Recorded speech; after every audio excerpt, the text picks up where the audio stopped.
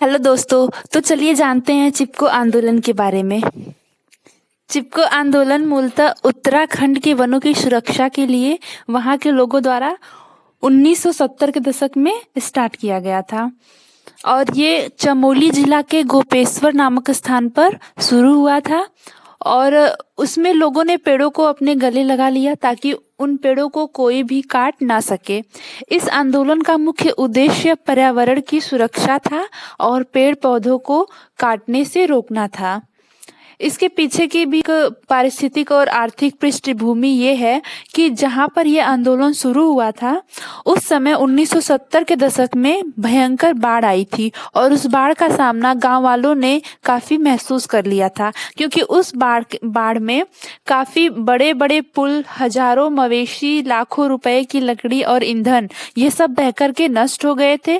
और बाढ़ के पानी के साथ साथ बही गाद इतनी अधिक थी कि उसने 350 किलोमीटर लंबी ऊपरी गंगा नहर के 10 किलोमीटर तक के क्षेत्र में अवरोध पैदा कर दिया था और ये यहाँ पे सिंचाई जो थी वो भी वंचित हो गई थी।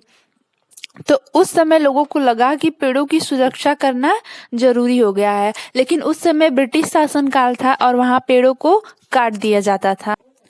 इसी बीच पता चला कि वन विभाग ने खेलकूद के सामान बनाने वाली कंपनी जो इलाहाबाद की साइमंड कंपनी थी उसको अंगू का पेड़, एक पेड़ का नाम है, उसे काटने के लिए गोपेश्वर नामक स्थान पर इजाजत दे दी थी।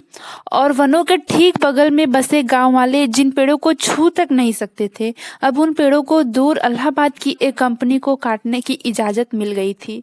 गांव वाले इससे नाराज नहीं थे, उन्हें कोई ऐतराज नहीं था, बल्कि वे बस इतना चाहते थे कि पहले खेती की जरूरतें पूरी की जाएं और फिर खेल की। और इस जायज मांग के साथ साथ उनकी एक छोटी सी मांग और भी थी।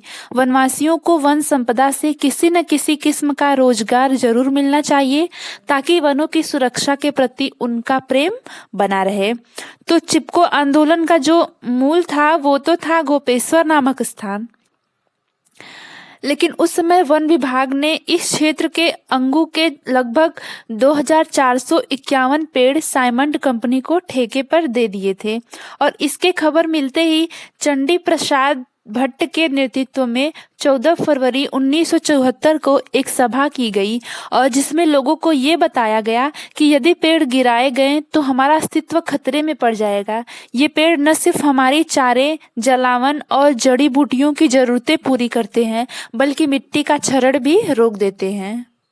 और उसी समय गांव वालों ने जुलूस भी निकाला और इसी का फायदा उठाते हुए जब आंदोलन जोर पकड़ने लगा, ठीक तभी सरकार ने इसी का फायदा उठा करके ये घोषणा की कि चमोली में सेना के लिए जिन लोगों के खेतों को अधिग्रहण किया गया था वो अपना मुआवजा ले जाएं। और गांव के जितने भी पुरुष थे वो मुआवजा लेने तो चमोली चले गए, लेकिन जो थी महिलाएं वो अकेली पड़ गईं। और उधर सरकार ने आंदोलनकारियों को बातचीत के लिए जिला मुख्यालय गोपेश्वर बुला लिया और इस मौके का लाभ उठाते हुए ठेकेदार और वन अधिकारी जंगल में घुस गए। अब गांव वालों में सिर्फ महिलाएं ही बची थी, लेकिन उन्होंने हिम्मत नहीं हारी। बिना जान की परवाह किए 27 औरतों ने श्रीमती गौरा देवी के नेतृत्व में चिपको आंदोलन शुरू कर दिया। इस प्रकार 26 मार्च 1974 को स्वतंत्र भारत के प्रथम पर्यावरण आंदोलन की नींव रखी गई थी। गोपेश्वर में वन की कटाई के सफलतापूर्वक रुकते ही इस आंदोलन ने जोर पकड़ लिया और सुदूर लाल बहुगुणा के नेतृत्व में चमोली जिले में एक पदयात्राओं का आयोजन हुआ और आंदोलन तेजी से पहले उत्तरकाशी और फिर पूरे पहाड़ी क्षेत्रों में फैल गया और धीरे धीरे ये हर तरफ चिपको आंदोलन के नाम से प्रसिद्ध हो गया था।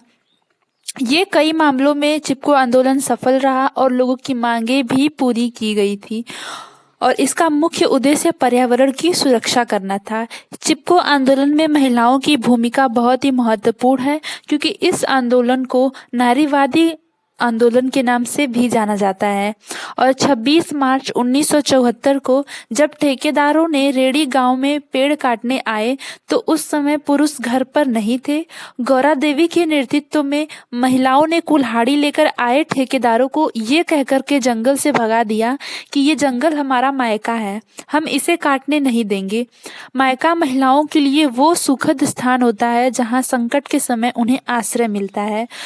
और उसी समय 25 दिसंबर 1978 को मालगाड़ी क्षेत्र में लगभग 2500 पेड़ों की कटाई रोकने के लिए जन आंदोलन आरंभ हुआ और जिसमें महिलाओं ने भाग लेकर पेड़ कटवाने के सभी प्रयासों को विफल कर दिया था। और उस समय सुदूरलाल बहुगुणा ने 13 दिनों का उपवास भी रखा और परिणाम स्वरूप सरकार ने 3 स्थानों पर वनों की कटाई तत्काल रोक दी और हिमालय के वनों को संरक्षित वन घोषित करने के प्रश्न पर उन्हें बातचीत करने का न्योता भी दिया। और इस संबंध में निर्णय होने तक गढ़वाल और कुमायूं मंडलों में हरे पेड़ों की नीलामी, कटाई और छपान बंद करने की घोषणा कर दी गई थी।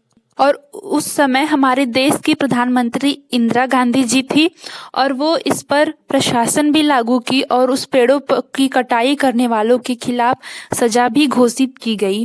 और इस प्रकार महिलाओं का तर्क केवल ये था कि वह औरत ही है जो ईंधन, चारे, पानी की आदि को एकत्रित करती है। उसका जंगल का प्रश्न उसकी जीवन मृत्यु का प्रश्न है। और इस प्रकार से हम देख सकते हैं कि जंगलों की अंधाधुंध कटाई के खिलाफ आवाज उठाने में महिलाएं कितनी सक्रिय रहीं। चिपको ने उन पहाड़ी महिलाओं को जो हमेशा घर की चार दीवारी में ही कैद रहती थी, बाहर निकालकर लोगों के बीच प्रतिरोध करने तथा अपने अभिव्यक्ति को करने का मौका दिया। इससे यह भी दर्शाया गया कि किस प्रकार महिलाएं पेड़ से संबंध रखती हैं और पर्यावरण के विनाश से कैसे उनकी तकलीफें बढ़ जाती हैं। अतः चिपको पर्यावरणीय आंदोलन ही नहीं है बल्कि पहाड़ी महिलाओं के दुख दर्द, उनकी भावनाओं की अभिव्यक्ति का भी आंदोलन है।